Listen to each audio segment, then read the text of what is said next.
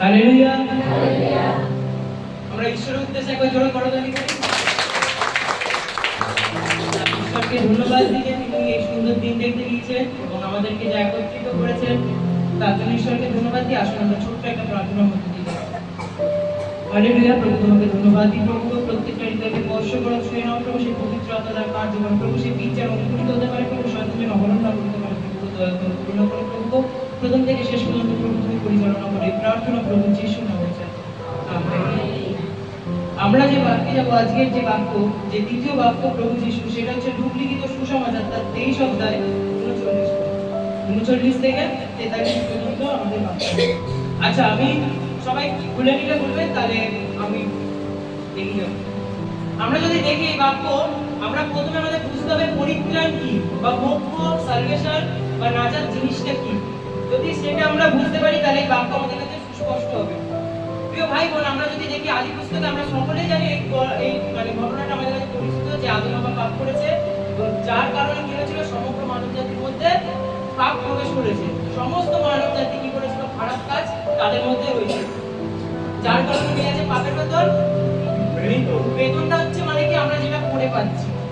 আমরা মালিকের থেকে বেতন পাই মানে কি, আমরা সে মালিকের কাছে কোনো কাজ করছি তাই বেতনটা পাচ্ছি। পাপের বেতন হচ্ছে মৃত্যু, মানে কি আমরা পাপটা করেছি তাই মৃত্যুটাকে পাচ্ছি। এটা মানে ঈশ্বর আমাদের উপর চাপিয়ে দিচ্ছে না। তো মৃত্যু আমাদের উপর রাজত্ব করছে, এটা আগের বাক্যের মতো অনেকটা কিছুটা সেম আছে। তো মৃত্যু আমাদের উপর রাজত্ব করছে, সেই মৃত্যু থেকে জয়লাভ করাটাই হচ্ছে মোক্ষ বা পরিত্রাণ, যে আমরা আর মরবো না, কিন্তু আমরা অনন্ত জীবনে প্রবেশ করবো। হালেলুয়া। তো এবার এই পরিত্রাণ আমরা কিভাবে পাবো?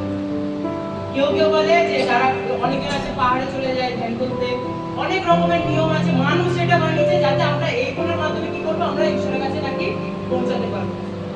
কিন্তু এই সমস্ত কাজের মাধ্যমে কি ঈশ্বরের কাছে পৌঁছানো যায় না, কারণ সমস্ত মানুষ কি পাপী।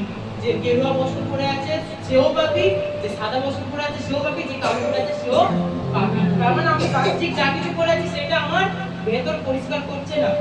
প্রভু যে তোমাদের বাইরে থেকে যেটা অন্তরে যাচ্ছে সেটা তোমাদের কি করছে, দূষিত করছে না, সেটা তোমাদের নোংরা করছে না, সেটা অপবিত্র করছে না, কিন্তু তোমাদের ভেতর থেকে যেটা বাইরে আসছে সেটাই কি করছে, আমাদের অপবিত্র করছে।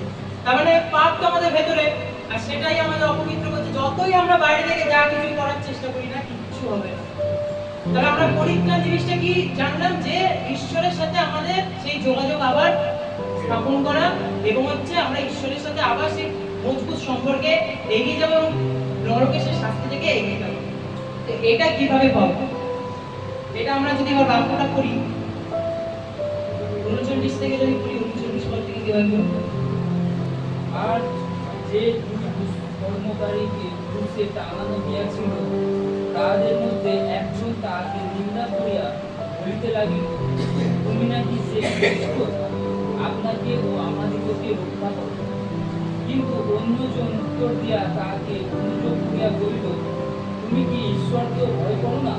তুমি তো একই দণ্ড পাইতেছ, আর আমরা ন্যায়সঙ্গত দণ্ড পাইতেছি, কারণ যা যা করিয়াছি তাহারই সমুচিত ফল পাইতেছি, কিন্তু ইনি অপকার্য কিছু করেন নাই। পরে সে কহিল, যিশু, আপনি যখন আপন রাজ্যে আসিবেন তখন আমাকে স্মরণ করিবেন। তিনি তাহাকে কহিলেন, আমি তোমাকে সত্য বলিতেছি, অদ্বৈ তুমি পরদেশে আমার সঙ্গে উপস্থিত হইবে। আমেন। এখানে ঈশ্বর এটাকে প্রতিজ্ঞার বাক্য বলে। ঈশ্বর সেই দস্যুকে কি করেছিলেন, প্রতিজ্ঞা দিয়েছিলেন যে তুমি আজকেই কি হবে, আমার সাথে পরদেশে উপস্থিত হবে। তো এখানে আমাদের বোঝার বিষয় আছে যে আমরা দেখতে পাচ্ছি কটা দস্যু, বলুন তো কটা দস্যু? দস্যু মানে কি,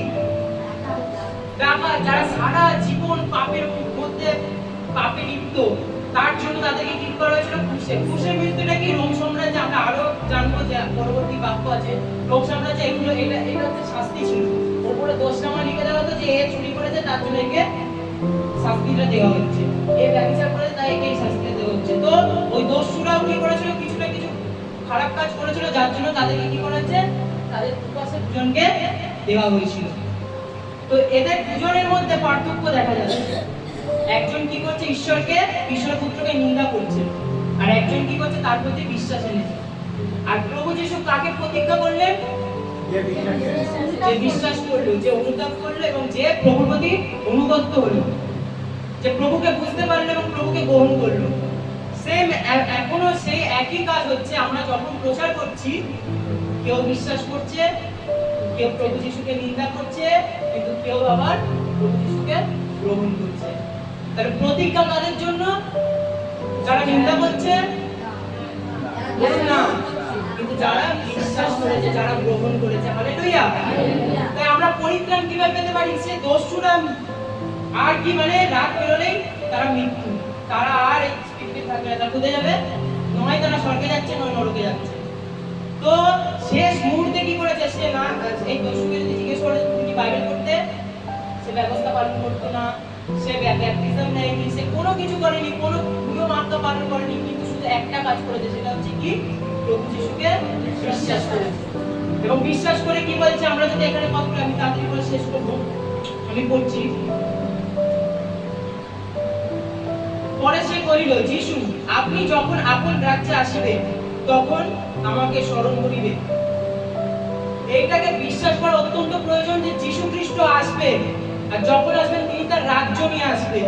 আর যে রাজ্যে আমরা বসবাস করবো, যারা তাকে বিশ্বাস করেছি। এখানে একজন কি করছে? সেই রাজ্যে বিশ্বাস করেনি, কিন্তু আরেকজন বিশ্বাস করে বলছে, প্রভু তুমি যে রাজ্যে আসবেন সেই রাজ্যে আমাকে কি করবে? স্মরণ করবে, মানে আমাকে গ্রহণ করবে। আর প্রভু সেই বিশ্বাস থেকে তাকে কি বলছে? যে ঠিক আছে, তুমি অদ্বৈ সে পরম দেশে উপস্থিত হবে। তাই আমাদের কি করতে হবে? প্রভু যিশুর প্রতি বিশ্বাস আনতে হবে। হালেলুয়া। তাহলে এবার মেন প্রশ্ন কি? তাহলে দস্যু কিছু করে আমরা কি আজ্ঞা পালন করবো না? না, দস্যু যদি বেঁচে থাকতো, সেও বাপ্তিস্ম নিত, সেও প্রভু যা যা বলেছে সেও তাই করতো, কিন্তু তার কাছে সেই সুযোগ ছিল না। তাহলে আমরা কেন এই বাইবেল পালন করবো? প্রভু যিশুর আজ্ঞা কেন পালন করবো? বাইবেল বলছে তোমরা যদি আমাকে প্রেম করো তবে আমার আজ্ঞা সকল পালন করো। এই জন্য না, প্রভু বলেনি যে তোমরা আজ্ঞা সকল পালন করো যার মাধ্যমে তোমরা কোথায় যাবে? স্বর্গে যাবে। এটা বলেনি, বলছে যে তোমরা আমাকে প্রেম করো, যদি করো তাহলে তুমি আমার আজ্ঞা সকল। তাহলে আজ্ঞা পালন করার একটাই কারণ যে আমরা প্রভুকে ভালোবাসি। উদ্ধার আমরা পেয়ে গেছি, তাহলে আজ্ঞা কেন পালন করবো? কারণ আমরা প্রভুকে ভালোবাসি। হালেলুয়া। আসুন আমরা ঈশ্বরের উদ্দেশ্যে জোরে কথা বলি। যেটা আছে মুক্তি তার 143 পদ আমরা পেয়েছি। এই জন্য আমি তোমাদিগকে বলিতেছি, তোমাদের নিকট হইতে ঈশ্বরের রাজ্য তাড়িয়া লইয়া হইবে, এবং এবং এমন এক জাতিকে দেওয়া হইবে যে জাতি তাহার ফল দিবে, আর এই প্রস্তরের উপরে যে করিবে সে ভগ্ন হবে না। ঠিক আছে, আমেন। তাহলে এখানে প্রভু যিশু তাদেরকে বলছে, সেই ফরিসি সেই জিহুদীদেরকে বলছে যে তোমাদের থেকে ঈশ্বরের রাজ্যকে কেড়ে নেওয়া হবে, আর এমন এক জাতিকে দেওয়া হবে যারা সময় মতো ফল দেবে। মানে কি? সেই জিহুদি জাতি কি করেছিল? যিশুকে প্রত্যাখ্যান করেছে, যিশুকে গ্রহণ করেনি, আর যে পুত্রকে পায়নি সে সেই রাজ্যকেও পায়নি, সে পিতাকেও পায়নি, আর পিতা যেখানে আছেন সেই রাজ্য সে পায়নি। তাই প্রভু যিশু সেই জিহুদীদেরকে বলছে, সেই যারা যারা অবিশ্বাস করেছে তাদেরকে বলছে যে তোমাদের থেকে ঈশ্বরের রাজ্যকে কি করা হবে? কেড়ে নেওয়া হবে, তোমাদেরকে সেটা দেওয়া হবে না। তাহলে কাদেরকে দেওয়া হবে? অন্য এক জাতি। সেটা কোন জাতি? পরে যদি আমরা আমি বাক্য বলবো না, কিন্তু এটা একটা চিঠিতে লেখা, বলছে তোমরা হচ্ছে সেই পবিত্র জাতি, আমরা হচ্ছে সেই খ্রিস্টান জাতি, আমরা সেই পবিত্র জাতি, আর আমাদের উপর সেই ঈশ্বরের রাজ্য দেওয়া হয়েছে যারা যীশু খ্রিস্টের উপর বিশ্বাস এনেছে। হালেলুয়া।